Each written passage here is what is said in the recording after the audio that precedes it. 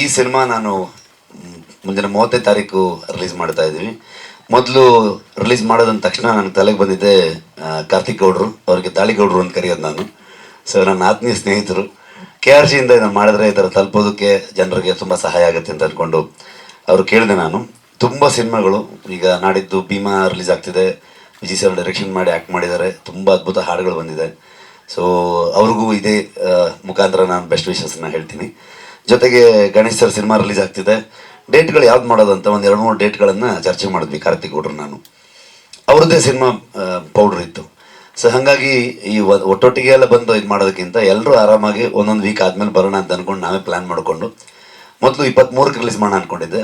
ಆಮೇಲೆ powder release ಆಗ್ತಿದೆ ಅನ್ನೋ ಕಾರಣಕ್ಕೆ ಮತ್ತೆ ಸ್ವಲ್ಪ ಮುಂದೆ ಹೋದ್ವಿ ನಾವು. ಹೋಪ್ಫುಲಿ ನನಗಿಷ್ಟ ಆಗಿದೆ, ನಾನು ಒಬ್ಬ ಪ್ರೇಕ್ಷಕನಾಗಿರೋದ್ರಿಂದ ಅದೇ ಥರದಲ್ಲಿ ಆಡಿಯನ್ಸ್ಗೂ ಕೂಡ ಇಷ್ಟ ಆಗುತ್ತೆ ಅಂತ ಅಂದ್ಕೊಳ್ತೀನಿ ನಾನು. ಸೊ ಸಾಂಗ್ ನೋಡಿದಾಗ ಜನರಿಗೆ ಎಷ್ಟು ಇಷ್ಟ ಆಗುತ್ತೆ, ಈ ಥರದ್ದು ಸಾಂಗ್ಗಳು ಇಷ್ಟ ಆದರೆ ಅವ್ರು ಬರ್ತಾರೆ. 15ನೇ ತಾರೀಕು ಅಂದರೆ 14ನೇ ತಾರೀಕು ರಾತ್ರಿನೇ ನಾವು ಟ್ರೈಲರ್ ಬಿಡಬೇಕಂತ ಅಂದ್ಕೊಂಡು ಪ್ಲ್ಯಾನ್ ಮಾಡ್ಕೊಂಡಿದ್ದೀವಿ. ಸೊ ಟ್ರೈಲರ್ ನೋಡಿದಾಗ ಇನ್ನೂ ಹೆಚ್ಚು ಕ್ಲಾರಿಟಿ ಸಿಗ್ಬೋದು ಜನರಿಗೆ.